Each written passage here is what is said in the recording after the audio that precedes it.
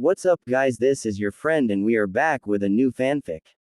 Which is what if Naruto's family 15 year after wake up from a coma part 1.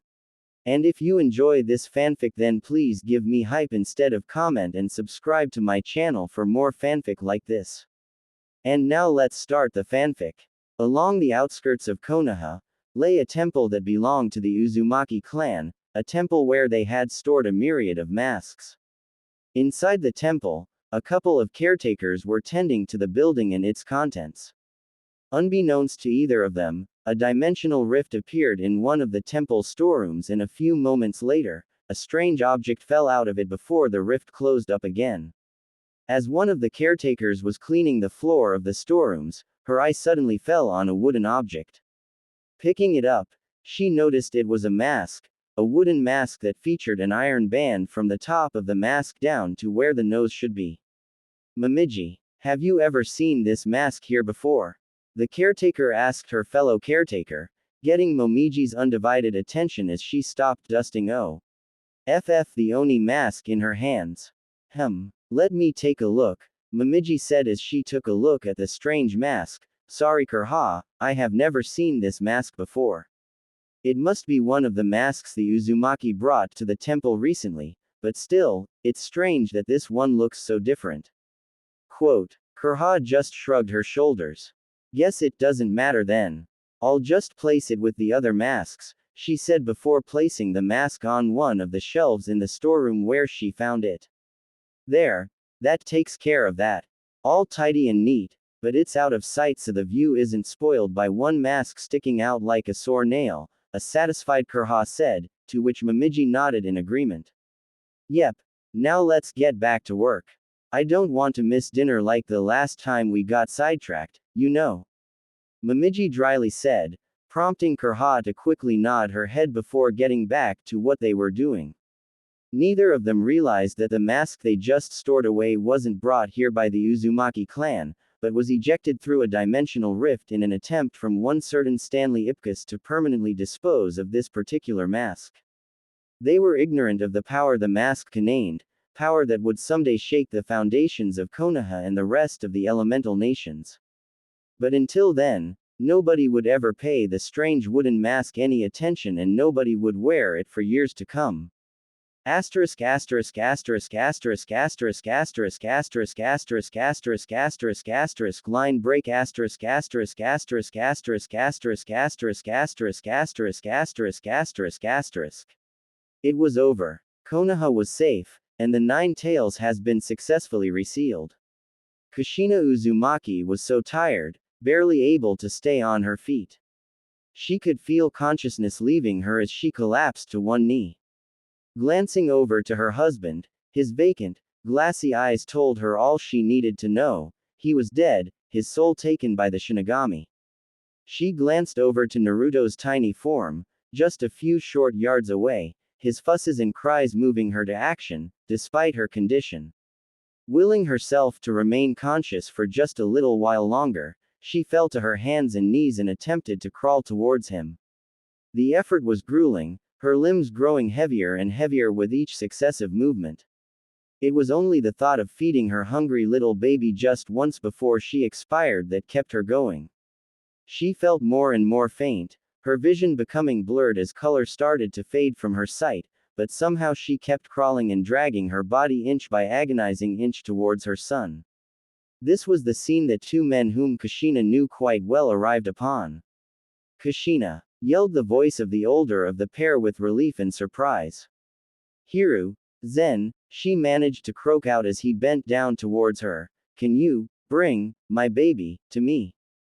Quote. Hiruzen wasted no time, quickly fetching the newborn from within the ceiling array where he was laying and bringing him to his mother, whom the younger of the pair, one Jiraiya of the Sannin, was holding in a sitting up position and helping her to remove her shirt as she had directed. He's hungry, she gurgled out, clenching her eyes shut as a terrible shot of pain coursed its way from her back and stomach through the rest of her body, before she added with a weak, loving and sad smile, he needs mommy.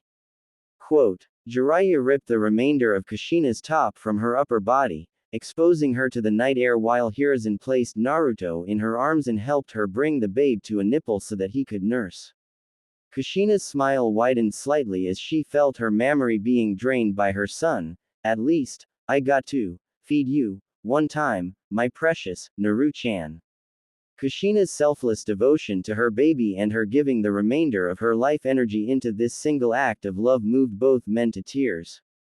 Kushina's eyes rolled back and shut, her head lolling to the side as she finally lost consciousness. Hiruzen continued to hold Naruto to her as he was still suckling. Once Naruto was finished, he immediately fell asleep. Hiruzen laid the boy down on a soft patch of earth, protected only by the blanket he was swaddled in, before quickly returning to Jiraiya's side. Jiraiya, we have to keep her alive. Jiraiya looked at the man as if he was insane. There was no way she would even live through the night. Her injuries from having the 9 tails ripped out of her and being impaled through her stomach were too grievous. He glanced over to Naruto's sleeping form. The poor boy was burdened to be a Jinchuriki and would be an orphan on top of that. Jiraiya sadly shook his head. It's no use, sensei. She won't make it. No, we can save her if we use seals to put her in a coma. Quote, we don't have enough time, sensei. She'll die before we can complete any kind of sealing array. Listen to me, boy.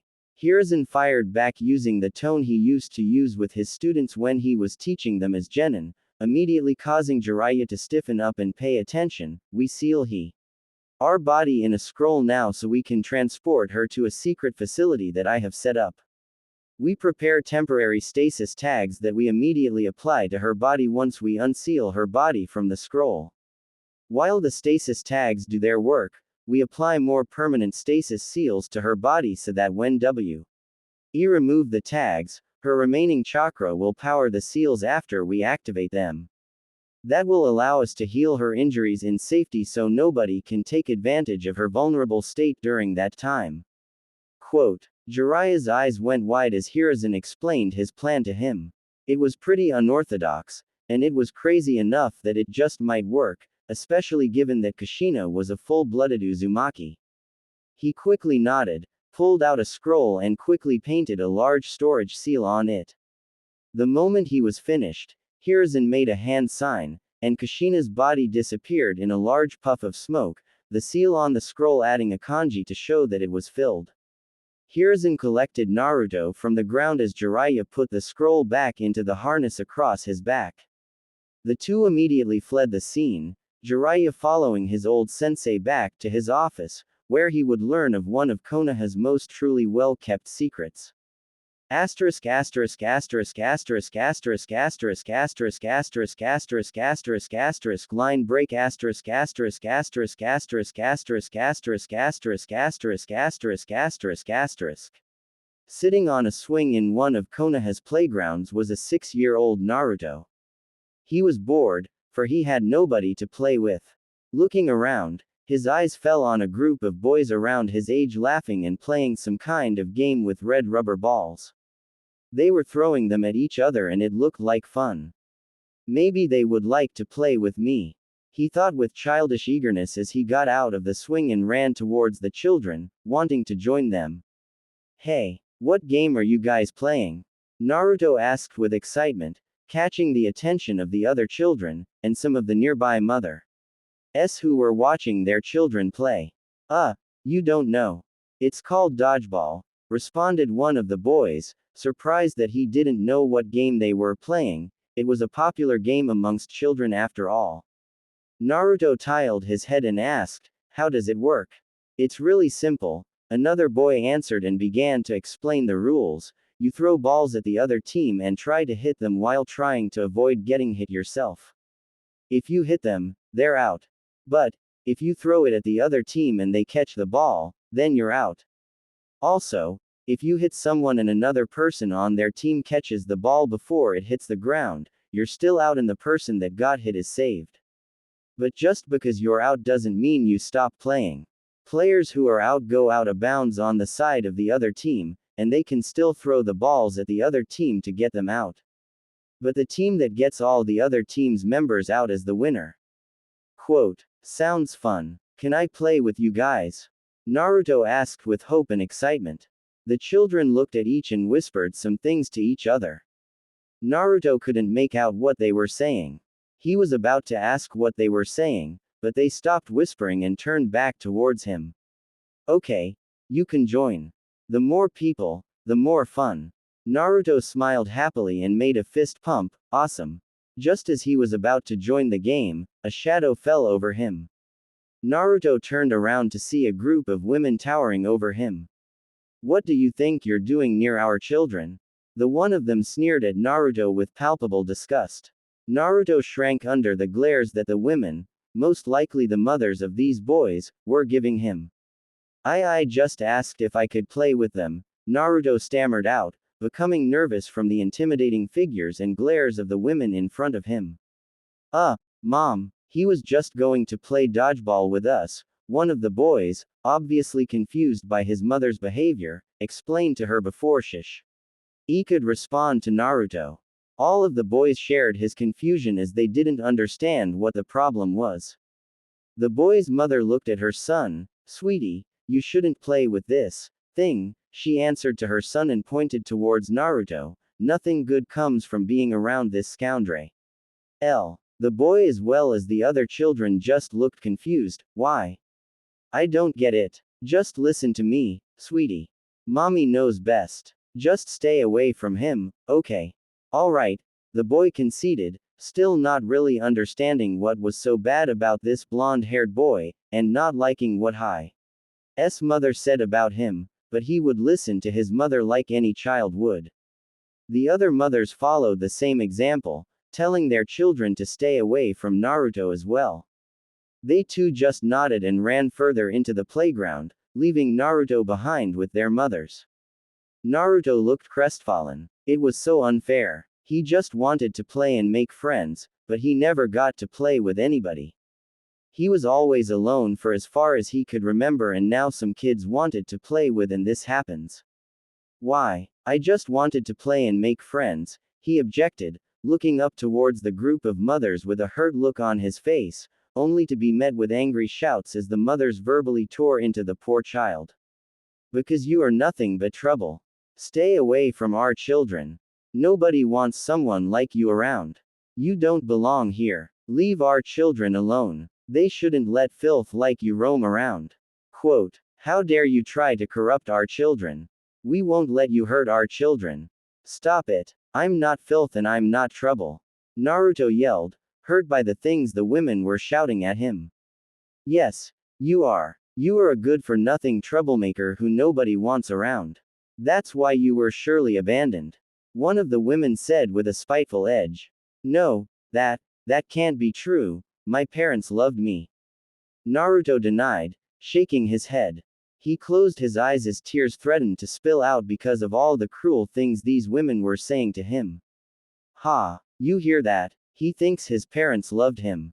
Now, listen carefully, boy, the woman gleefully said as she saw Naruto being close to tears while spitting the word, boy, out venomously. Nobody in this village wants you. Nobody even likes you, let alone love you, she continued before finishing with a cruel smile. Why would your parents be different? The truth is they hated you like everybody else. They probably wished you had never been born at all. Naruto couldn't hear any of this any longer. With tears streaming down his face, he turned around and ran away as fast as his little legs could carry him, leaving the group of cruel, short-sighted mothers behind. The mothers all watched as he ran off, smugly satisfied at having put the little wretch in his place. Asterisk asterisk asterisk asterisk asterisk asterisk asterisk asterisk asterisk asterisk asterisk line break asterisk asterisk asterisk asterisk asterisk asterisk asterisk asterisk asterisk asterisk asterisk. Hiruzen was not having a good day. He could swear that the stack of paperwork in front of him was somehow capable of casting the Shadow W clone jutsu. There just seemed no end to it at times. How he cursed the fact Minato had died 6 years ago to stop the Nine Tails as he was left behind to take up the position of Hokage once more, lest his former teammate, Danzo, got his hands on the position. That particular thought made him shudder, considering his old friends in compromising militaristic ways. After what he could only describe as a Herculean effort, he finally managed to work his way through all the paperwork. Taking his first break since his workday started, he took out his glass orb to check up on how Naruto was doing.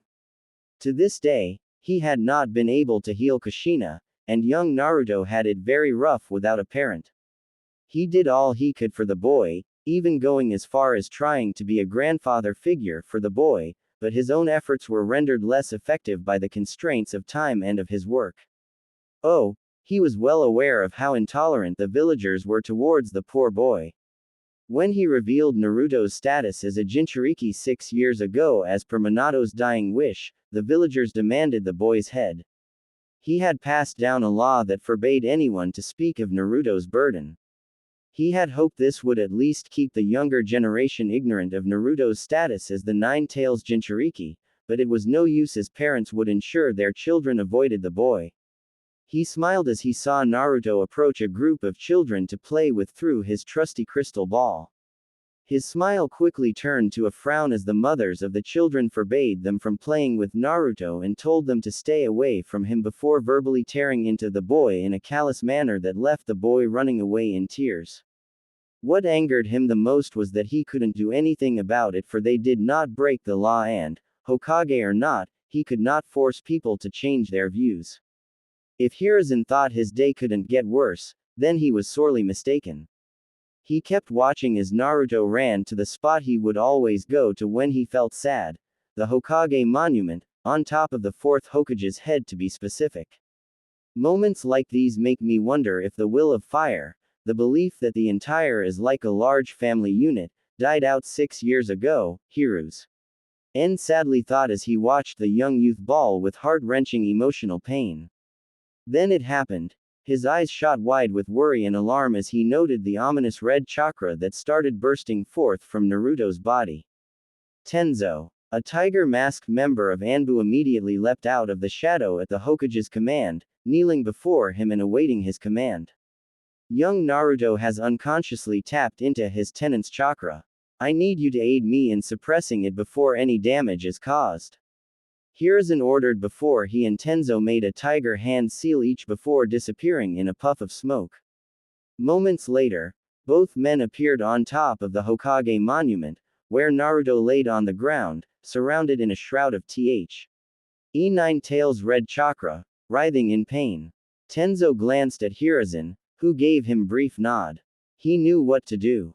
Tenzo quickly used the Kakuin entering society with bliss-bringing hands jutsu to produce the kanji for sit on his palm and jumped towards Naruto, touching his chest with that palm before jumping back, a thick strand of chakra connecting him to Naruto. Slamming his other hand to the ground, he made 10 wooden pillars spring up around Naruto in a circular formation. Not wasting any time, Tenzo quickly began using the fabled technique of the first Hokage, Hashirama Senju, to press the Nine-Tails chakra within the outlined area. The malevolent shroud of chakra slowly began to recede until it was completely gone, leaving an unconscious Naruto lying motionless on the ground. It is done, Tenzo remarked with notable relief. It is fortunate that we got here as quickly as we did. If the fox had managed to gain a hold of the boy through his emotional state, Kami knows what could have happened, Hiruzen solemnly said, drawing a questioning look from Tenzo. Lord Hokage, if I may ask, what do you mean by that? Is there a flaw in the seal? No, nothing of the sort. The seal is fine. The problem lies in how the village treats the boy. I had hoped the law I passed with regards to his status as a Jinchuriki would at least ensure he would not be isolate. From the younger generation, Hiruzen began to explain, but it made little difference. Naruto tried to play with some children and was cruelly told off by a group of mothers. The things they said hurt the boy emotionally, enough for him to apparently tap into the Nine-Tails chakra, and the saint is history. I see. That said, I will have to schedule several meetings with Ibiki for the people responsible for putting the boy in this state, indirectly endangering the safety of Konoha, Hiruzen stated with a steel edge to his voice that clearly belied that despite his old age, he was Not to be crossed. Hiruzen picked Naruto up and headed back for his office. Leaving him to rest there, he summoned several more Anbu and led them himself to the mothers who had caused Naruto such pain to place them under arrest. Asterisk asterisk asterisk asterisk asterisk asterisk asterisk asterisk asterisk asterisk asterisk line break asterisk asterisk asterisk asterisk asterisk asterisk asterisk asterisk asterisk asterisk asterisk. Naruto groggily opened his eyes and noticed that he was in the Hokage's office, with said Hokage sitting next to him. Grandpa, what happened? Naruto asked tiredly. You passed out, Naruto-kun. I'm glad to see you're alright. Naruto's expression turned sour, more sour than any child should look. Grandpa. Yes. Why does everyone hate me? Naruto asked, his voice low and trembling. Hiruzen gave Naruto a pitying look. Not everyone hates you, Naruto-kun. The villagers, they just refuse to get over their own problems, he said, trying to calm the boy down, but Kami knows when or if the villagers would ever put Nine Tails' attack on the village behind them. Naruto began to sob. But it's not fair. What have I done wrong to them? I never did anything and everybody hates me, even my parents do. They'll never accept me. It hurts so much. I wish I was never born. I hate this stupid village. He shouted frantically between sobs. Hiruzen looked alarmed. He knew Naruto was obviously feeling hurt, but this course of thought, this was worse than he anticipated. If he would not step in now, then things were bound to end in tragedy. At best, the boy would go insane like the Kage's youngest son had gone recently, or he would end up committing suicide, which would also mean the Nine Tails would be back to finish what it had started years ago. He could not allow either of these things to happen. He owed Minato and Kushina that much, and he owed Naruto far more than that. He had wanted to wait with what he had in mind until Naruto was older, but given the circumstances, he would have to take a risk and hope the boy would understand what he was about to tell him. Hiruzen took a deep breath, before sternly addressing Naruto, Naruto-kun. I wanted to wait until you were old enough to understand what I'm about to tell you before I explain more about the reason behind the villagers' treatment of you and about your parents, but I need you to listen carefully to me. You have to promise me that you will not speak a word of anything I am going to tell you right now, at any time or for any reason. Can you promise me that? Naruto's head snapped up towards Hiruzen and he answered quickly, why yes, I promise. I won't tell a soul. He was nodding his head all the while before he added, although I don't understand why. It's for your safety, Naruto-kun, Hiruzen explained in his professor tone. As you know, 6 years ago, the Nine Tails attacked our village and was killed by the 4th Hokage. That story is not entirely true though. Naruto looked confused with his head tilted slightly. What happened then and what does that have to do with me? The Nine Tails cannot be killed. Indeed, it was defeated. The 4th Hokage defeated it by sealing it away, into a newborn baby. That baby was you. Horror was written over Naruto's face as Hiruzen dropped the bomb on him. Why you mean everybody hates me because I'm a monster? Naruto asked with a quivering voice. No, you're not a monster, my boy. Hiruzen exclaimed. He reached into his robes and took out a scroll and a kunai. Tell me, what do you see here? He asked. That's a kunai and a scroll. Indeed. Now I'm going to seal the kunai into the scroll, Hiruzen said before following suit with action, making the kunai disappear in a puff of smoke. What do I have here now?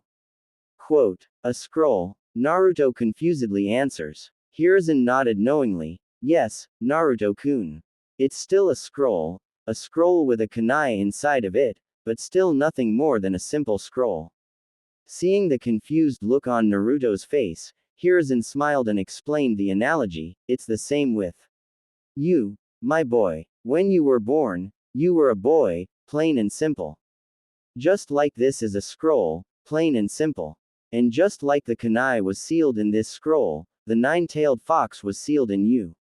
And just like this scroll with the kunai in it is still nothing more than a scroll, you, even with the 9 tails sealed inside you, are still nothing more than a young boy, plain and simple.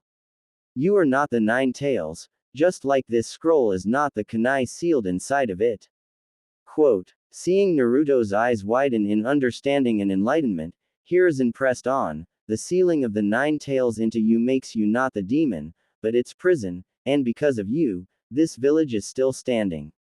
When the fourth Hokage sealed the Nine Tails into you, he wished for you to be seen as a hero, but the villagers haven't been able to move past the hurt over all the loss caused in the Nine Tails rampage.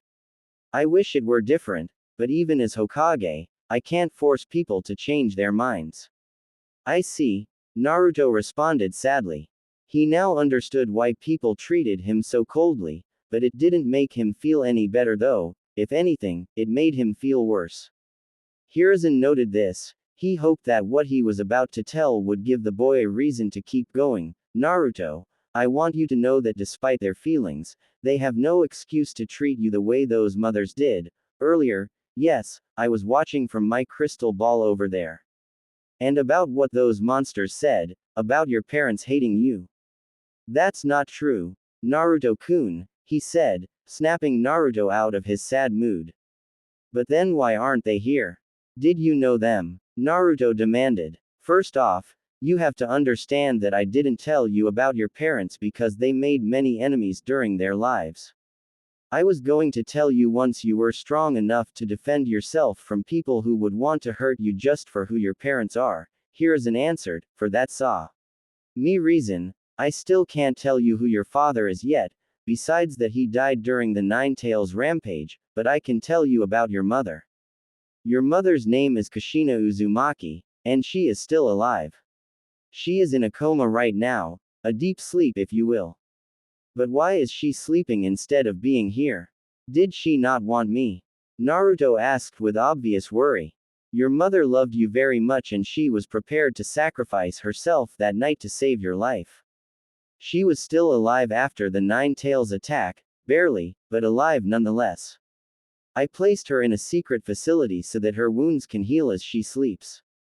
I'm still doing everything I can to make sure she will recover, Hiruzen explained before asking, how about I take you there so you can see Naruto latched onto Hiruzen and cried, thank you Grandpa, I'd love that. Well, what are we waiting for?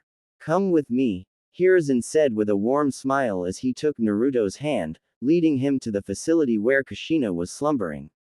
Asterisk asterisk asterisk asterisk asterisk asterisk asterisk asterisk asterisk asterisk asterisk line break asterisk asterisk asterisk asterisk asterisk asterisk asterisk asterisk asterisk asterisk asterisk. Naruto was silent the entire time as he listened to Hiruzen's stories about what kind of person his mother was as the Hokage led him through the hidden underground tunnels leading from the Hokage residence to the secret facility underneath the Hokage monument, where his mother was kept. He couldn't believe it. He was actually going to see his mother. It was like a dream about to come true. Eventually they reached the room where Kushina was laying. With a grandfatherly smile, Hiruzen motioned Naruto to go inside. Go on, meet her. Even though she won't talk back right now, I'm sure she will listen to you. Nodding his head up and down a few times, Naruto entered the room with nervousness, the kind of nervousness you felt when something you always desired very, very much was within arm's reach, but you were afraid that it as too good to be true, that it would disappear right in front of your eyes when you try to grab it. There she was, lying on a hospital bed with wires and tubes attached to her body in various places and an oxygen mask placed over her mouth. Taking a few seconds to collect himself, he slowly walked up next the bed and took a moment to take in his mother's sleeping form, noting that she looked like an angel. With both hands, he clutched his mother's left hand. Mom, can you hear me? It's me, Naruto, he began to say to her before he choked up. I wanted to meet you for so long, Mom. Grandpa told me you're a really cool and strong ninja. But he never told me you were so pretty, too, Naruto told her with a smile on his face as he was just saying. Gee, whatever came to mind, I'm 6 already and I'm going to the ninja academy soon. I'll learn cool jutsus and moves, so I can be awesome like you too, and make you proud. And I'll make friends. Oh, and I love ramen too, just like Grandpa said you do. And one day, I'll be Hokage, the orange Hokage, just you wait. Despite knowing she couldn't respond to him, it still hurt seeing his mother like this, unable to speak to him, and tears began to trickle from his eyes. Please wake up soon, I wanna talk to you for real, Mom. I don't wanna be alone anymore, ya know. Hiruzen watched with sadness from the sides as Naruto continued to pour his heart out to his comatose mother, torn between being happy at finally meeting her, and hurt because even though she was there, she couldn't be there for him. It tugged on his heartstrings to give the boy what may very well be false hope, but at least that hope would give the boy a reason to carry on and drive himself forward, for now at least. Soon enough, Naruto stopped talking to his mother, not knowing what to say anymore. He just kept hold of her hand like a lifeline, trying to comfort himself with her presence in silence. The fatigue from his emotionally and physically taxing day finally caught up with him as he started to doze off. Seeing this, Hiruzen picked him up before he could drop to the ground. Looking to Kushina for a moment, he sighed, he really takes after you, Kushina. I'm doing my best to look after him while you and Jiraiya can't, but I'm afraid these old bones, best just isn't good enough. Jiraiya can't get here right now because of the ridiculous amount of missions we've needed done that seem to need his personal attention. He needs you. Turning around, Hiruzen exited the facility as he headed for Naruto's apartment to bring the sleeping boy to his bed. Once he arrived there, he quickly and quietly put the boy down to bed, and left as quietly as he came. His thoughts turned to a certain Toad Sage as he walked back to his office to finish some last-minute tasks before he would head home to bed. Jiraiya, my boy, he whispered aloud to himself, I need to find a way to better distribute your mission load so that I can bring you back here. Naruto would fare much better if he had his godfather in his life. Quote, asterisk asterisk asterisk asterisk asterisk asterisk asterisk asterisk asterisk asterisk asterisk line break asterisk asterisk asterisk asterisk asterisk asterisk asterisk asterisk asterisk asterisk asterisk. 2 months later. 2 months later, Naruto stood in front of the class he was going to join. Grandpa had enrolled him so he could become a ninja. Next to him stood one of the class instructors, Iruka Yumino. Alright class, we have a new student joining our academy today, Iruka announced to the class. Being stared at by so many people at once made Naruto somewhat nervous, but he was excited as well. I'm Naruto Uzumaki and I'm going to become Hokage, ya know. He blurted out. After a brief silence, the entire class burst out laughing. Hey, look at those weird whiskers. Ya know. Ha ha ha. That sounds so stupid. You, Hokage. Yeah right. Naruto's head dropped down with his hair shadowing his eyes. Great. My first day just started and I'm already screwing up, he inwardly sulked as everyone kept laughing at his introduction. That's enough. Be quiet everyone, settle down now. Iruka said, trying to get everyone to stop laughing so that he could start class. A tick mark formed on his head as he was ignored. Everyone shut up. That did the trick. Satisfied, Iruka motioned for Naruto to take his seat. Take your seat over there, Naruto. Naruto obliged and quickly scurried over to his appointed seat. Alright, we will begin with history and the founding of Konoha, Iruka droned, to everyone's chagrin as the theory lessons were so boring that it could put a tailed beast to sleep. I hope the next 5 years won't be like this or I'll die from boredom. Naruto lamented as he unsuccessfully tried to keep his attention to Iruka's lecture. It had been a long 7 years since Naruto had started attending the Shinobi Academy. His relationship with Iruka-sensei had dramatically improved during that time, to the point where the Chunin teacher would then take his favorite student and treat him to Ichiraku ramen. The man was thankful that Naruto was their favorite customer, and his treating Naruto on such a regular basis scored him a permanent discount at the stand. He had been hoping to be able to treat Naruto to ramen after he had passed the graduation exam today, but sadly the boy had failed again. Iruka addressed the issue with the Hokage, telling him what the problem was: Naruto's inability to perform the clone jutsu. This was the third time Naruto had failed the exam, and this was the first time a teacher had told him why. Iruka was stunned to find out that Naruto would never be able to perform the clone jutsu, not because of a lack of skill or proficient, but because he just had way too much damn chakra. Needless to say, Iruka was even angrier than the old man at his colleagues, who should have brought this before the Hokage immediately. Hiruzen had spoken with Iruka and they were going to schedule a make-up exam for Naruto by teaching him the Shadow Clone Jutsu, a jutsu that, while dangerous for any other child Naruto's age, would be perfect for Naruto, as his chakra currently dwarfed that of anyone in Konoha, including the Hokage himself. The old man also made a mental note to himself to investigate his teaching staff and possibly send a few of those teachers Ibiki's way. It was so frustrating. When would the stupid idiots in his village ever learn? Besides, his ninja needed to be professional enough to perform their duties regardless of their feelings about the Nine Tails and Naruto. How was the village supposed to be able to rely on its ninja if they couldn't even do that?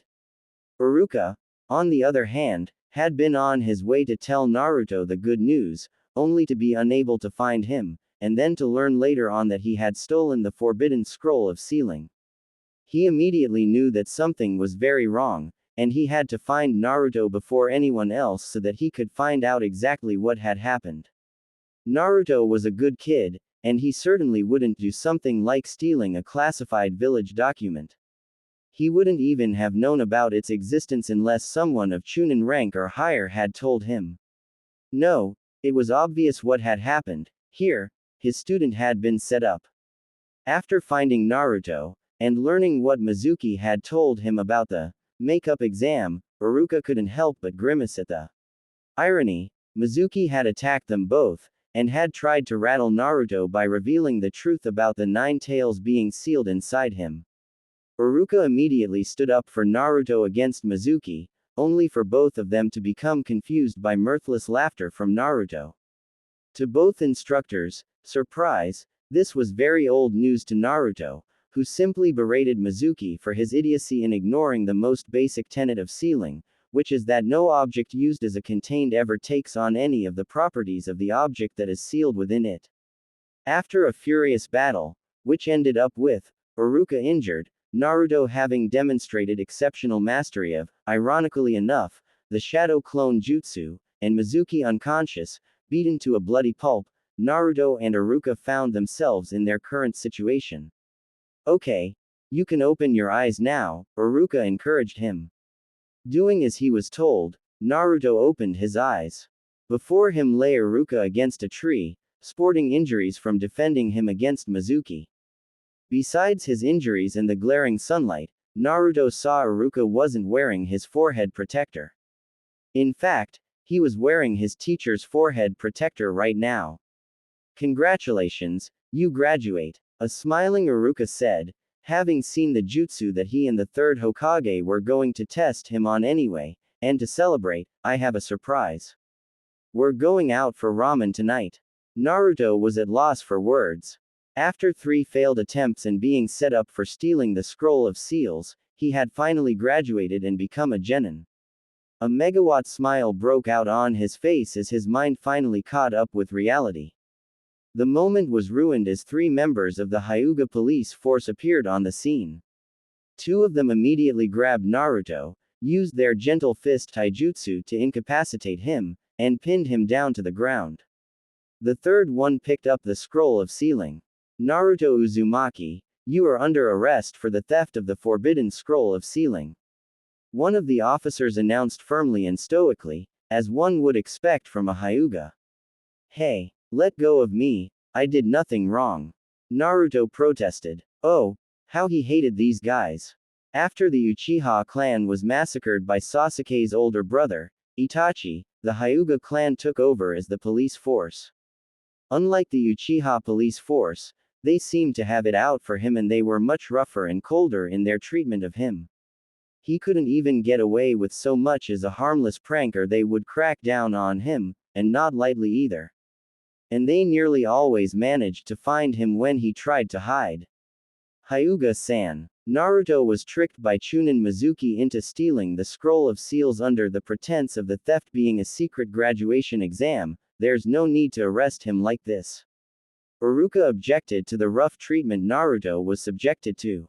That's irrelevant, Yumino-san. Uzumaki's role in this ordeal still stands and he will be brought to police HQ for interrogation, the officer who was carrying the scroll coldly rebuked. He motioned to the other two to follow him as they roughly pulled Naruto to his feet. Before they could leave, however, 3 Anbu appeared on the scene, one of them of captain rank. Unhand Naruto Uzumaki at once. The Anbu captain ordered the Hyuga officers. What is the meaning of this? The Hyuga who had declared Naruto's arrest demanded, "We are apprehending a criminal, here. Do not interfere with our duties."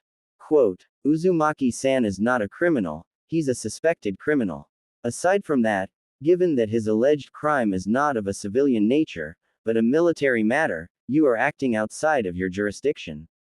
Unhand him immediately. Bristling with anger and humiliation, the lead Hyuga officer turned to the two holding Naruto and nodded, prompting them to comply with the Anbu captain's order.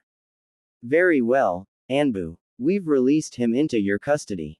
We will now be on our way. I don't think so, the Anbu captain retorted. You see, not only were we ordered to relieve you of Uzumaki's person, we've also been ordered to bring Uzumaki-san, Yumino-san and the 3 of you before the Hokage. Quote, excuse me. Don't make this any more difficult than it has to be, Hyuga-san. If you resist our arrest, we have been ordered to use force to bring you to compliance with the Hokage's summons. Once more bristling with anger and humiliation, and also with some fear, the 3 Hyuga agreed to follow the Anbu to the Hokage building along with Iruka and Naruto. They knew what this meant, the Hokage knew what took place here, and he likely wasn't too happy about it. Asterisk asterisk asterisk asterisk asterisk asterisk asterisk asterisk asterisk asterisk asterisk line break asterisk asterisk asterisk asterisk asterisk asterisk asterisk asterisk asterisk asterisk asterisk. The fears of the Hyuga police officers had been confirmed. Hiruzen Sarutobi was not happy at all with the way they had handled Naruto, and after getting the full story from Naruto and Iruka, he was even less happy with the Hyuga. He ordered them to be taken to Ibiki, and told that they were there for mistreatment of Naruto. The Anbu, who had just offered condolences to the 3 Hyuga in the form of, "You poor unlucky bastards," immediately used Shunshin to remove them from his office.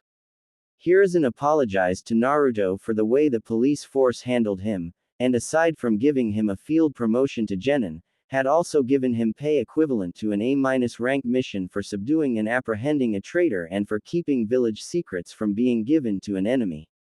It was just before 2 o'clock in the morning when he had dismissed the pair of them, allowing them to return to their homes and rest, and informing them of his plans to enjoy ramen with the 2 of them that night, and that he would pick up the tab. His work, however, was not done. An Anbu he had sent out with a summons reappeared in his office with a rather surprised and frazzled-looking Hiyashi Hyuga. As ordered, sir, Hiyashi Hyuga, the Anbu saluted the Hokage. Excellent. Dismissed. Hiruzen responded, the Anbu vanishing at his dismissal. Lord Hokage, what is the meaning of summoning me at such an hour? Hiyashi asked with respectful annoyance. Hiyashi, I have had enough of the way the Hyuga police force manhandles and mistreats Naruto Uzumaki every single time they invent a reason to apprehend him, and you are here to discuss this with me. The inconvenience of the hour is of no consequence to me at all. Well, maybe if that little miscreant didn't cause so much trouble all the time, he wouldn't get manhandled. Quote, Hiyashi's eyes went wide at the monstrous killing intent that was suddenly crashing down upon him. Hiruzen rose to his feet, looking quite imposing, despite being several inches shorter than the Hyuga clan head. I do not take kindly to police brutality and excessive force when making arrests, Hiyashi. Your clansmen have a nasty habit of using both when dealing with Naruto in particular, and have for years, which means that either you are too incompetent to ensure your clansmen don't step out of line, or they've been turning a blind eye to their behavior. Or perhaps you've actually even permitted or encouraged them to act in such a manner. Given your clan's distaste of the boy, I'm inclined to believe the latter. Quote, Hiyashi's eyes went even wider at this. He was being accused of conspiracy to harm an important village citizen. He had to clear the air and lay everything out on the table. No, sir. Hiyashi answered with his shoulders slightly slumped in a show of dignified submission. I do not encourage my clansmen to use excessive force with any Konoha citizen. I will admit to not having bothered to call the conduct of my clansmen into question where the Uzumaki boy is concerned. I've operated with faith in my clan's professionalism and therefore did not see reason to doubt their conduct besides the fact that Uzumaki-san has a reputation as a troublemaker and that there seemed to be no real harm done to him. Well, because of your faith, as you put it, 3 of your officers are currently in Ibiki Morino's care. Quote, what? You arrested my clansmen while they were on duty. They stepped out of line on this one, Hiyashi. They took it upon themselves to arrest Naruto over a matter that was outside of police jurisdiction, once again using excessive force and brutality as their first course of action rather than the last resort. It would seem that the Hyuga police force is getting a little too big for its britches, and an example must therefore be made to remind them that as Konoha's law enforcement personnel, they themselves are not above the law. They also need to be reminded that while they enforce the law, Hiruzen leaned forward and proclaimed forcefully, as Hokage, I am the law. I will tell you this once, and once only, rein your clansmen in, or it is they who will be charged and paraded around as criminals. And I assure you that I will prosecute them, and you, to the fullest extent of the law if something like this happens again. Hiyashi tightened his lips together in a thin line before bowing and respectfully answering, I understand, Lord Hokage. I will ensure that my clansmen will not overstep their boundaries and behave in a more professional manner with the boy from now on. See that they do, Hiruzen retorted before returning to his chair to finish further paperwork. Hiyashi left his office with his usual dignified gait despite feeling quite miffed at being dismissed in such a condescending manner. Asterisk asterisk asterisk asterisk asterisk asterisk asterisk asterisk asterisk asterisk asterisk line break asterisk asterisk asterisk asterisk asterisk asterisk asterisk asterisk asterisk asterisk asterisk. 6 months later, with a sneak attack from below, he had taken his opponent by surprise, knocking her down to the ground, unable to continue fighting. Proctor, I can't move, a grimacing Hinata Hyuga conceded, pain coursing through her body at the slightest movement. Winner. Naruto Uzumaki. Genma Shiranui announced. He did it. He had won his match and moved on to the next round, but even more so, he had kept his promise to win this fight. Back during the preliminaries, Hinata was pitted against her cousin, Neji. They were quite evenly matched until Hinata finally began to gain ground. She showed no mercy and left Neji very injured and used the curse seal all Hyuga branch house members were branded with after a brief exchange of arguments. It disgusted him to no end. That wasn't what the will of fire was about and that was definitely not how you treated family. It angered him so much. He had no family, yet Hinata just took her family for granted and treated them like garbage. The fact the Hyuga use a curse seal was icing on the cake for him, whose life was defined by the burden that his own seal, his own curse, brought upon him. During the month between the preliminaries and the finals, he had spoken to Neji, who bitterly kept going on about fate, about how people couldn't change their lot in life and how he was fated to lose against Hinata in the finals. He blew up right there and swore he would win, that he would not lose against someone like Hinata and that he was in charge of his own fate. Neji for his turn looked stunned. He had heard some things about Naruto like how he graduated despite failing, but he figured it was nothing but CK. After all, once the dead last, always the dead last, you can't change your lot in life. He had dismissed his promise to beat his cousin as foolish bravado, but the knucklehead actually did it. Maybe fate wasn't so absolute after all. How? How could you win? You're the dead last, Hinata asked with pure disbelief. She couldn't believe that she, the Hyuga prodigy, had lost to the dead last of all people. Naruto was about to exit the arena, but stopped when he heard her question and frowned. Because I refuse to lose to someone like you. Huh, what do you mean by that? Hinata asked, confused by his answer. I mean that I refuse to lose to someone who is lower than trash, he harshly shot back. You treat your family like dirt. No, lower than dirt, just like the rest of your clans. Main house. It's barbaric and disgusting how you main house Hyuga use a curse seal to burden and enslave your branch house members. Why would you even care? Because I've never had any family, and because I know what it's like to be burdened with a curse, something you with your spoiled, RMED little life will never understand, Naruto explained with cold anger before making his way out of the arena and leaving Hinata to her own thoughts. Meanwhile, Hiyashi Hyuga frowned as he looked down at the entire spectacle. The outcome of the match was completely unexpected, if anything, it was preposterous. Nonetheless, it had happened, and it was plainly visible in front of them for all to see. And to top it off, he was barely even winded in terms of chakra reserves. Hinata was out of chakra, but Naruto, having used far more, still had most of his to spare. Plans on how to deal with this situation already formed in his head as the Hyuga clan's renowned aptitude for politics did its work. He had to speak with Hinata as soon as possible. A potential powerhouse like the Uzumaki boy could prove most beneficial to his clan, much more so than turning him against them.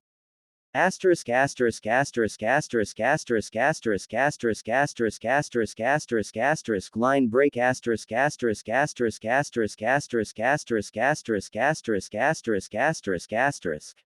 Naruto was dragging the newly christened 5th Hokage Tsunade Senju with him through the underground tunnels to the room in the facility where his mother was. Despite Grandpa Hiruzen's best efforts before he died by Orochimaru's hands in the invasion during the Chunin exams, his mother was still calm. Atozen hadn't shown much improvement. But now that he had the world's best medic with him, who he and Jiraiya had just recently brought back to the village, things were finally starting to look up in a way they never have before. If anyone could make his mother better, it would be Tsunade, and it renewed his hopes of finally getting his mother back in his life. Here it is. This is where Mom is. Naruto exclaimed excitedly. Tsunade walked into the room where his mother was lying and she released a loud gasp when she saw who Naruto's mother was. Kushina. Kushina's your mother. Tsunade stammered out, looking at Naruto with shock at finding out that Kushina was still alive and that Naruto was her child. Naruto happily nodded his head several times. Yup. But how? I thought she died 13 years ago. Grandpa placed her here to prevent her from dying from her injuries, Naruto explained before his expression turned into one of sadness. Mom's injuries were really bad. Grandpa was able to keep her alive and did all he could, but she's still like this. Tsunade, who glanced over to Kushina's still form. Understanding dawned upon her. Naruto didn't bring her here just to show her his mother, he brought her here because he wanted her help. You brought me here because you want me to heal her, didn't you? When she looked back at Naruto, she saw a desperate child who wanted nothing more than to have his mother back. Yeah, it's just, and they say you're the best medic there is, and Grandpa tried for so long without getting anywhere. Naruto sadly spoke as he wistfully looked at his mother. Please, please help her. I don't know who else can. I just want my mother, he desperately begged until Tsunade shushed him by putting her finger against his lip before bringing a gentle hand to his face and kissing him on his forehead just like she used to with her late little brother, Nawaki. When she pulled away, she was smiling warmly at Naruto, who was now noticeably calmer. She couldn't say no to the love-starved soul before her in good conscience. Besides, it would go against her principles as a medic to not help, and she would be damned if she ran away when she had the chance to save someone important to her. Don't you worry, kiddo. I won't stop until she is awake and healthy again, she gently said, which prompted Naruto to latch on her. She let a soft smile come over her face and put her arms around Naruto's frame as he kept repeating words of thanks, and for a minute, they stayed like that before letting go. Now, let me take a look at her, Tsunade said as she went over to Kushina to diagnose her condition. Asterisk asterisk asterisk asterisk asterisk asterisk asterisk asterisk asterisk asterisk asterisk line break asterisk asterisk asterisk asterisk asterisk asterisk asterisk asterisk asterisk asterisk asterisk. Naruto Uzumaki, do you know why you are here?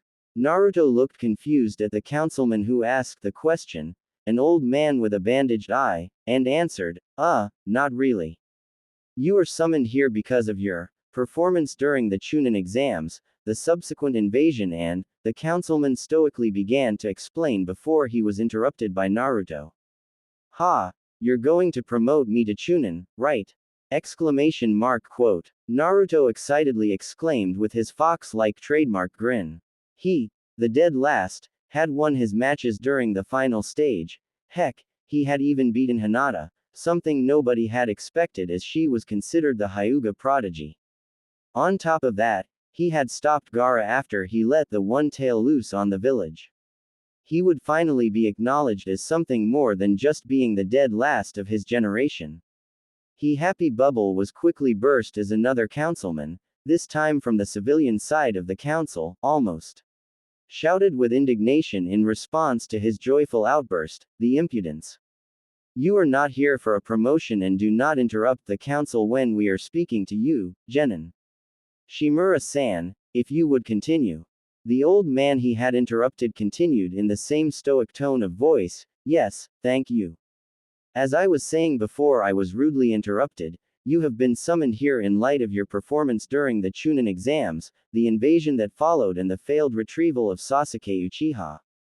Quote, a sense of dread began to fill Naruto. This was starting to look bad, and the next words from another councilman from the civilian side confirmed what his gut was telling him. During each of these events you have been reported to have drawn upon the power of your tenant. Quote, but Naruto tried to defend himself by asking what was wrong about using the Nine Tails chakra, as it was just like any other ninja tool, but he was quickly cut off by another woman on the civilian side of the council who slammed her fist on the desk she was sitting at.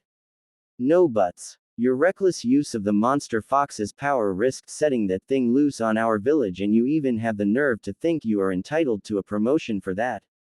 The councilwoman shrieked. Another civilian council member quickly put his own 2 cents in. Do you even realize what you have done, boy? Because of your careless and over-dependent use of the Nine Tails power, the mission failed. Quote, but that is not fair. Sasuke would not come back without a fight. Naruto shouted in protest. That does not excuse your excessive use of force. Were you trying to kill him? It certainly was the perfect excuse to do so. Quote, because of you our village lost its last Uchiha along with its Sharingan bloodline limit. I had no choice. He tried to kill me, and he would have if I hadn't used the fox chakra. He was using that curse seal Hiki Orochimaru gave him. Damn it. He impaled me through the chest, twice. Naruto yelled. He was used to being treated unfairly, but he still never could wrap his head around the unfairness of it all. It didn't take long before his reasoning was met with another verbal lashing from the civilian side of the council. Enough of these excuses. You don't look like someone who has been impaled once, let alone twice. Councilman, Tsunade interjected with an edge to her voice, I treated Naruto Uzumaki's injuries myself, and what he claims is in fact the truth. Are you calling me a liar? The civilian councilman, realizing that he had overstepped himself, apologized quietly and shrank back into his seat. And you also claim that he used Orochimaru's curse seal. Yet another civilian councilman barked. It was sealed away by one of our top shinobi. You have a lot of nerve to try and cover up your own misconduct with false accusations.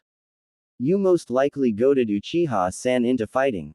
As a matter of fact, It is my understanding that you goaded him into a fight on top of the hospital roof shortly after the invasion with your insensitivity to his trauma with regard to the Uchiha massacre and apparent need to one-up the poor boy. Quote, he should be punished for endangering all of us by using that thing's power. Many council members on the civilian side were quick to join in as they too demanded punishment for Naruto's use of the Kyuubi's chakra under the pretense of endangering the village, intentionally attacking a fellow Konoha shinobi and being responsible for the loss of the Sharingan and its military potential. Tsunade's ire towards these corrupt ingrates was steadily rising with each passing moment. The shouts, the demands for justice, slammed at Naruto's heart and mind like battering rams. He knew the villagers had never been fair to him, but he couldn't believe they would go this far. The bastard abandons the village, almost kills him, and they want to punish him for it. It was emotionally too much for him, and he looked like he was on the verge of having a panic attack. Tsunade saw Naruto's state and decided that enough was enough. Her temper and killing intent flared, making the civilian side of the council sweat as she cracked down on them. Idiots. He's the Nine Tails Jinchuriki. He's supposed to use its chakra. That's why he's got it. Should I arrest all of you just because I think you're all idiots to the point where it's a crime? Seeing her outburst achieved the desired effect of shutting the council up, she added in a threat with a dangerous edge to her voice that RNED everyone not to cross her, and I will in turn charge all of you with fraudulent indictment if you so much as attempt to pin these charges on Naruto Uzumaki. Lady Hokage, all reports thus far have stated that Uzumaki-san has always been in a state of anger when drawing upon the Nine Tails chakra, which magnifies that anger and makes him act like what can only be described as a loose cannon. The one-eyed old man who had addressed Naruto earlier spoke, causing the civilian side of the council to look smug while the ninja side of the council murmured amongst themselves as they took in this information. What are you implying, Danzo? Tsunade growled out. Danzo was up to something and she didn't like it one bit. The old man, now identified as Danzo Shimura, evenly responded, I am merely pointing out the facts, Lady Hokage. Quote, Danzo, you're on very thin ice with me as it is, Tsunade warned him dangerously. If I were you, I would be very, very careful about pointing out facts, as you put it, so carelessly. One might believe you were attempting to plant seeds of dissent and sedition against the legitimate ruling government of this village. Danzo gritted his teeth in rage, though he kept his lips pressed. He would have to watch himself very closely from now on, as he was beginning to realize that Tsunade Senju was not the woman of weak will and weak character that he had known her to be in her youth or expected her to be ever since she left Konoha. She would not play the games that he and Hiruzen used to play in these meetings, and she had no real reason to want him around. Yes, he would have to be very careful from now on. Shimura-san has a point. We cannot just turn a blind eye to this delicate issue. Something has to be done, Hiyashi Hyuga added, thinking he could use this situation to steer the boy into his clan's reach. Danzo shot a glance at Hiyashi, slightly narrowing his sole visible eye as he did so. While it didn't hurt to have someone vocally agree with him, it would not do to have the Jinchuriki fall in the hands of the Hyuga. He was well aware through his root spies that the Hyuga clan intended to sink their claws into the Jinchuriki by having their clan heiress marry him, since the Jinchuriki defeated the Hyuga heiress in the Chunin exams. Besides exercising control over the village's greatest weapon, and if properly harnessed, they believed the union would boost the Hyuga clan's bloodline by combining the boy's potent and great amount of chakra and that of his tenant with the Byakugan. Of course, it was extremely unlikely that such a union would take place at this point.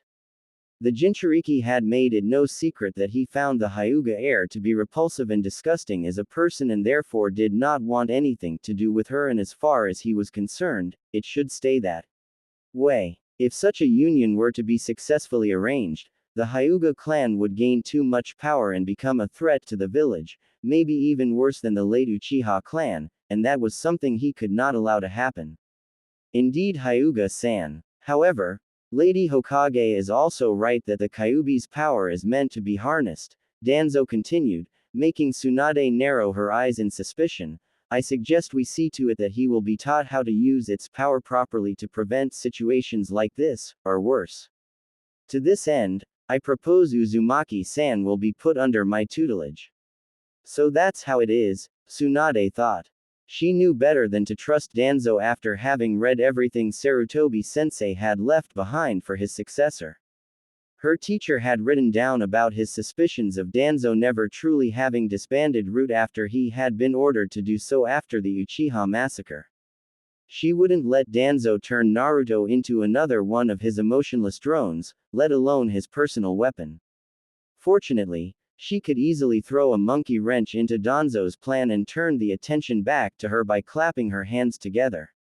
I'm glad you mentioned this, Danzo. As a matter of fact, I have already arranged for this, Tsunade announced with a smug look on her face, much to the Count C's confusion. You see, Naruto's training for the next 2 years will be overseen by none other than Jiraiya himself. Lady Hokage, you must reconsider. That would interfere with Jiraiya's information-gathering duties. My duties, on the other hand, would not conflict with Uzumaki-san's training, and with my extensive experience I am more than qualified for the task, Danzo objected. Once again, the council murmured again. If one listened well enough, one could hear one of the civilian council members say that it would also interfere with Lord Jiraiya's upcoming book. Tsunade dismissively shrugged Danzo's objections off. First off, I'm Hokage, so I don't have to reconsider my decision at all, and secondly, it won't interfere with Jiraiya's duties at all, as Naruto will be traveling with Jiraiya during his training. Besides, I don't see anyone better equipped to oversee Naruto's training considering his expertise with seals. My decision is final. Danzo was seething. That fool of a woman had ruined his opportunity to get his hands on the Kyuubi Jinchuriki. He was no fool, and he knew he couldn't do anything but concede, for now. Of course, Lady Hokage, Danzo said between clenched teeth. Now, this goes for all of you, Tsunade warned. Since I've been back, I have been less vocal than I have wanted to be in these meetings up to now, because I wanted to observe how this body operates, particularly with regards to Naruto. Here. Well, I've observed enough, and this crap stops now. You are all way out of line in the way you've spoken to Naruto about anything related to his ninja career or his duties as a ninja. You are not ninja, nor have you ever been ninja, and therefore you have no right to criticize or make conjecture. Yours about what my ninja did or did not do.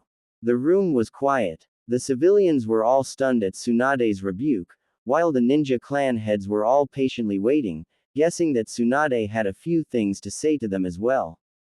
Tsunade continued, for your information, my orders to Naruto and his entire squad were that if they were unable to subdue Sasuke Uchiha and bring him back to Konoha, then they were to eliminate him.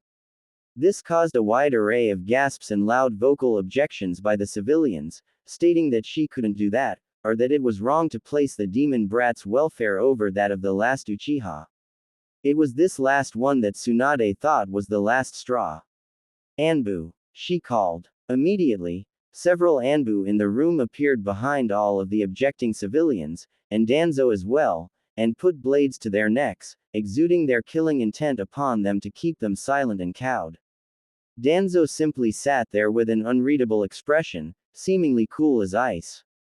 You may have rescinded the Third's law before I was inaugurated, and obviously since his status is no longer an S-ranked secret, I can't make it illegal to talk about it, but there is something I can and will do about it. I am now instituting the Fifth Hokage's law. Any illegal, negative or malicious behavior towards Naruto that is even suspected to be driven by his connection to the Nine Tails, will be met with swift and immediate execution without exception. This includes any and all of you. Are there any doubts in any of your minds now that I mean business? Fearful shakes of their heads were the civilians' response, while everyone else simply acknowledged their understanding of the new law calmly. Anbu, you are hereby authorized to enforce this new law immediately. So council members, civilian and ninja alike, I suggest you start spreading the word, because my declaration of this law is the only warning this village is going to get. Quote. Now, Tsunade continued, to clarify the matter of Sasuke's curse mark being sealed away, the seal used to restrain it is tied to the will and desire of the person on whom the seal is placed. Meaning that the only way the seal would have been able to be used is if Uchiha-san wanted to use it of his own free will. Any more talk of this, and I will declare Sasuke Uchiha a traitor and have him entered into the bingo books as an A-rank rogue ninja with a kill on-sight order. Do not test me. Once more, she was met with a quiet chamber. Good. I will take your silence as acknowledgement that you understand all I have told you. This council is hereby adjourned. Once everybody left, Tsunade went over to Naruto, who was sprawled in his chair with resigned and frustrated exhaustion. She took his hand with her own, causing him to look up at her. Come with me, Naruto, she invited with a look of sympathy. Naruto simply followed her lead, rising from his chair and letting her lead him by the hand back to her office. Once they were inside, she let go of his hand and closed the door. She walked back over to him and placed her hand on his arm. Are you all right? I think so. I just can't believe they would do something like this, Naruto responded under his breath, looking downcast. When will I leave with pay? RVY Sage. I really need to be away from the village for a while. You and Mr. Super Pervert will be leaving tomorrow, she informed him in an encouraging tone, before pulling him into a gentle and warm hug. He didn't hesitate to return it, closing his eyes and allowing himself a smile as he took in the warmth that he and she both shared for each other. You know, Naruto, Tsunade began after pulling back, placing a gentle hand on his face as had become her usual behavior towards him, I sometimes can't help but think of you as my little brother, maybe even a bit as my own son, too. Really? He asked with a hopeful smile. Yeah, really, Tsunade answered, planting a kiss on the cheek opposite to where her hand was. Now, go home and make sure you get some sleep, okay kiddo? Quote. Alright, Auntie Tsunade, Naruto sighed as he walked out of the room and headed to his apartment. Her smile widened as he called her that, though as he left, she couldn't help but stare sadly at his retreating form. Not only was he given a very raw deal by the village, but she wouldn't be seeing his happy smile or hearing his loud, jovial voice for 2 years. He was such a wonderful human being, and the village that they both called home refused to see that. This wasn't the village her grandfather and Madara Uchiha founded, not anymore. Naruto would have never been treated the way he was in hers or her grandfather's day. They praised the fourth Hokage as their hero, and yet they spit upon his dying wish. Whatever happened to the sense of honor that the village once possessed? Whatever happened to the will of fire and the creed that everyone in the village was family? I need a drink, she mumbled to herself as she thought of her favorite blonde being gone for 2 years, as well as the headaches her council in this hypocritical village constantly caused her. Asterisk asterisk asterisk asterisk asterisk asterisk asterisk asterisk asterisk asterisk asterisk line break asterisk asterisk asterisk asterisk asterisk asterisk asterisk asterisk asterisk asterisk asterisk. Naruto was woken up when the beeping sound of his alarm clock resounded through the room. Groggily he stuck his hand out from underneath the covers, grabbing the annoying thing and hitting the OFF button. He sat up as he threw his covers off and rubbed his eyes. 7:30 already. But the alarm was supposed to go off at 6:30, crap. I'm supposed to be at the village gate in a half hour. Any hint of drowsiness instantly vanished as he noticed how much time he had left before he was supposed to leave for his training trip with Pervy Sage. Jumping out of bed, he ran towards the bathroom to make himself presentable before grabbing his backpack and rushing off towards the village gate. Asterisk asterisk asterisk asterisk asterisk asterisk asterisk asterisk asterisk asterisk asterisk line break asterisk asterisk asterisk asterisk asterisk asterisk asterisk asterisk asterisk asterisk asterisk. Meanwhile, Tsunade and Jiraiya were at the village gate, waiting for Naruto. It's almost 8 o'clock, He should be here already, Tsunade mumbled. Meh, he's still got time, Jiraiya casually said before a goofy expression made way to his face. If anything, he probably realized by himself that a perfect court timing and entry is essential for a lady killer. A tick mark formed on Tsunade's forehead before she shot Jiraiya an intimidating glare and growled dangerously, Jiraiya. Jiraiya waved his hands in the face of his teammate's temper, stumbling back a step. Wait, Tsunade. No need to get violent, now. Before he could say anything else, they were interrupted by a loud shout. Pervy Sage. Anti-Tsunade. Naruto shouted as he ran towards them. He skidded to a halt right in front of them, panting for breath after making his way here after oversleeping. You brat. What did I say about calling me that? Jiraiya yelled, though he showed no surprise at all at how Naruto addressed Tsunade. Tsunade's response was simply to grin happily at the new term of endearment. You know, you were almost late, Tsunade remarked with a smirk. Naruto sheepishly scratched the back of his head. Hee, yeah, I kinda overslept. Must have forgotten to set the alarm clock an hour earlier. Quote. The only thing his explanation earned him was a scrutinizing eyebrow from Tsunade, which lasted for a few moments, making him sweat a bit, before she sternly spoke up, you better not start taking after Kakashi. I won't stand for you turning into a pervert who's 3 hours late to everything if I've got anything to say about it, you hear me? Why yes, ma'am, Naruto muttered, all the while nodding his head up and down. Jiraiya just snorted at that. Bah, Kakashi isn't that bad. If you forget about his tardiness, you could actually learn something from him, like his taste in literature. A bonk on the head courtesy of Tsunade sent Jiraiya crashing face first into the ground, leaving an imprint in the shape of his body. OWW, that hurt. That was uncalled for. Jiraiya complained as he got up and dusted his clothes off, seemingly unharmed. Tsunade just cracked her knuckles. You want another one, pervert? I'm not a pervert, I'm a seemingly offended Jiraiya began to correct her, only to be interrupted.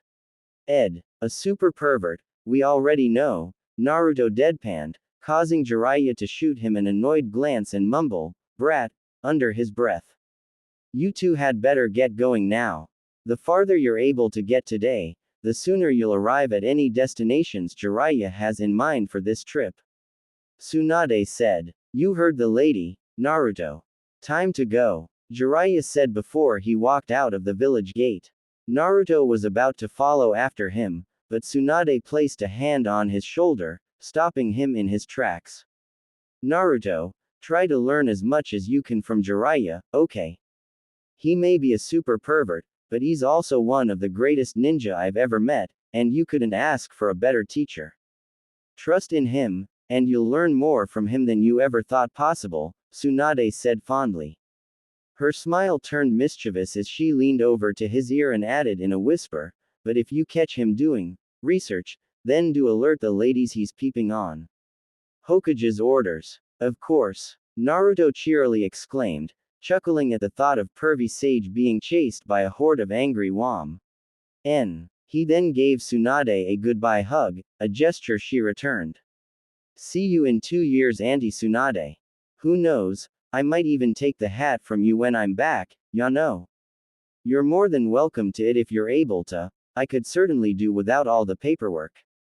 She joked as she watched him leave after Jiraiya. Things won't be the same around here for the next 2 years, Tsunade said to herself sadly, missing the blonde ball of sunshine already.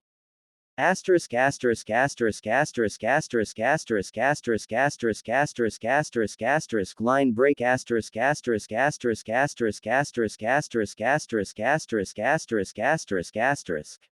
They had made good time traveling that first day out. Nearing the border of the land of tea, they had stopped to make camp a couple of hours ago. The sun was setting, illuminating the clouds and the trees in its orange twilight glow. Naruto and Jiraiya were sitting around the campfire they had set up, eating the fish they had just caught and cooked. While Naruto was happily munching away, Jiraiya seemed to be in deep thought before steeling himself for a conversation that was long overdue. With seriousness that he only showed when absolutely necessary, he said, Naruto, we need to talk. What's wrong, pervy sage? Naruto asked, wondering why Jiraiya suddenly sounded so serious. Jiraiya sighed. How much has Sarutobi-sensei told you about your family? Only about my parents, mostly about mother though. He wouldn't tell me about my father yet, not that he can do that. Now, Naruto trailed off before taking another bite of his fish. Don't worry about that, you'll be told about your father when the time's right, Jiraiya assured him before he dropped the bomb, but that's not what I want to talk about. What Sarutobi-sensei apparently didn't mention, was that I'm your godfather. Quote, Naruto almost choked on his food, gee godfather. You're my godfather. Jiraiya confirmed his shocked question with just a slow nod of his head. Then where were you all this time? Naruto pleaded, feeling hurt at learning he had a godfather, one who was out and about while he was left alone for so long. Before you do anything rash, please hear me out, Jiraiya said before Naruto's emotions could get the better of him. Although it didn't lessen the feeling of hurt, Naruto's attention was focused on him, wanting to know why he hadn't been there for him in the past 13 years. Believe me, Naruto, I wanted to be there for you more than anything. You know I'm a spy master, right? Much of my time is spent outside of the village, gathering intel on threats to Konoha. After the Kyuubi's rampage, the village was left vulnerable, a target for the other hidden villages who would want to take advantage of that by attacking Konoha, or by trying to get their hands on the Kyuubi by kidnapping you. I was forced to spend literally all of my time outside the village back in those days. I had to make sure that we were aware of any threats from the other villages and make sure no information about you leaked out of the village to keep you and the village safe, he began to explain. Naruto frowned. Surely that didn't take 13 years, though, right? Quote, I was getting to that and no, it didn't. But by the time Konoha got back on its feet, one mission after another kept coming at me and before I knew it, I was chasing one lead after another in my efforts to eliminate threats. Most of the time I did find things that were important for Sarutobi-sensei to know, or things that would keep Konoha and you safe if they were dealt with or monitored. Orochimaru and the Akatsuki are just two examples of such threats, both of which should ring a bell to you. Before I knew, 13 years had passed already. But you could have least sent some kind of message every now and then. Naruto asked. Jiraiya sighed, I did. I knew I was going to be away for quite some time, so I sent you letters and gifts. I wanted you to at least know who I was, that I did think about you despite my absence, and that I intended to come meet you as soon as I could. From the letters I got back, I figured everything was alright, but in hindsight, it seems you didn't get anything I sent you, and you were kept in the dark. About me. Naruto for his part was relieved to know he wasn't just abandoned. He wasn't happy about it, but he understood his mentor, Godfather's reasons and couldn't be angry at him, as it was apparently beyond his control. Although, there was something that still confused him, how come I never received anything you sent? I never sent anything back either. Not saying you're lying, but it does sounds a bit fishy, you know. Quote, Jiraiya's eyes narrowed as he recalled his suspicions on the matter. The letters and gifts I sent you must have been intercepted while I received fake letters in reply. After 13 years, shortly after you graduated, my mission load suddenly lessened a great deal, almost stopping altogether. Don't you think that's a little strange, Naruto? Naruto's eyes squinted as he adopted a thoughtful expression and brought his finger to his chin. That is strange. It's almost if someone was trying to keep you away from Konoha, he mused. Jiraiya for his part looked surprised that his godson figured it out. Got it in one, kiddo.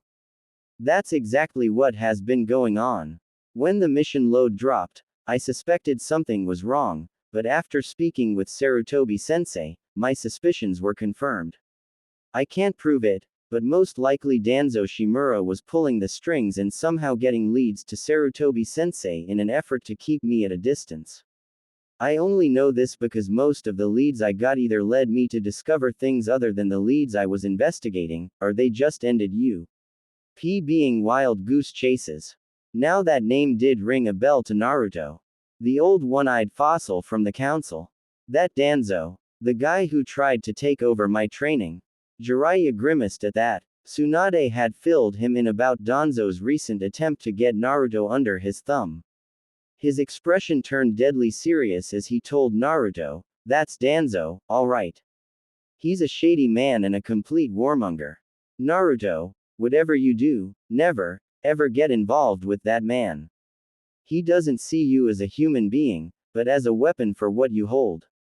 If he could have his way, you would be turned into an emotionless weapon under his command, just like his root ninjas."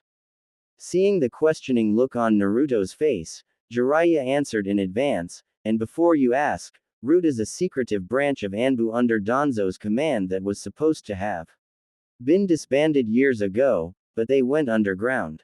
It's just that nobody has been able to prove it. These guys are conditioned to get rid of their emotions and they are fanatically loyal to Danzo, even more so than to the Hokage." Quote. Naruto looked at Jiraiya with wide eyes. He knew people back in Konoha hated him, but he never dared to think people were out to use him like that. "I got it. I'll watch my back and stay away from people like Danzo." Quote. Naruto paused for a moment before adding, "And thanks for explaining everything. It still sucks that you couldn't be there, but at least now I understand why." Glad that Naruto understood and accepted the reasons behind his absence, Jiraiya spoke up again, this time sounding more like his jovial self. "Good, now that that's all sorted out, why don't I tell you some more about myself since you haven't gotten my letters in the past years?" For the next hour they continued to talk, telling each other about themselves as they tried to make for lost time before they got back to training. Tsunade was performing her usual checkup on Kushina, as she had taken over the duties of monitoring the comatose woman upon herself from the moment Naruto had shown Kushina to her. Shortly after Naruto revealed the fiery redhead's existence to the new Hokage, Tsunade was able to diagnose and discover that although her physical injuries had been healed rather quickly and quite thoroughly, the fact that she had the 9 tails ripped out of her was what truly kept her from recovering. Once she had discovered this, a theory began to form in her mind about possible treatment for the former Jinchu Uriki. Once she had worked out most of the details and even some of the medical formulae regarding her theory, she had asked Naruto to try and summon a small amount of the 9 tails chakra.